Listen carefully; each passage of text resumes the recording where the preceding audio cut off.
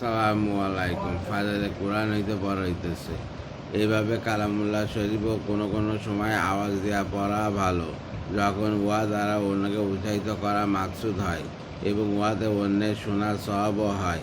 আবার কখনো কখনো আস্তে আস্তে পড়াই উত্তম, যেখানে অন্যের কষ্ট বা দেওয়ার সম্ভাবনা থাকে। এইভাবে জোরে বা এবং আস্তে আস্তে উভয় প্রকার পড়ার ফজিলতই আসিয়াছে।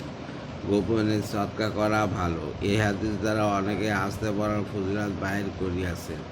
ইমাম বাইহাকি মা আয়সা রাদিয়াল্লাহু আনহার হইতে বর্ণনা করেন যে আস্তে এবং গোপনে আমল করা প্রকাশ্যে আমল করার চেয়ে 70 গুণ বেশি ফজিলত রাখে। হযরত জাবের রাদিয়াল্লাহু হুজুর পাক সাল্লাল্লাহু আলাইহি সাল্লামের ইরশাদ বর্ণনা করেন যে, শব্দ করিয়া এমনভাবে পড়িও না যার দ্বারা অন্যের আওয়াজের সহিত টক্কর লাগিয়া যায়। হযরত ওমর বিন আব্দুল আজিজ রহমতুল্লাহ মদিনার মসজিদে জনৈক ব্যক্তিকে জোরে কোরআন শরীফ পড়িতে শুনিলেন। তিনি লোকটাকে শব্দ করিয়া পড়িতে বাধা দিলেন।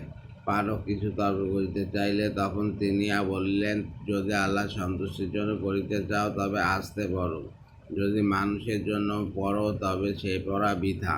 এইভাবে হুজুর পাক সাল্লাল্লাহু আলাইহি সাল্লাম হইতে জোরে পড়ার রেওয়ায়ত বর্ণিত আছে। সূরা ইয়াইয়া এই প্রকার বর্ণনায় উল্লেখ আছে।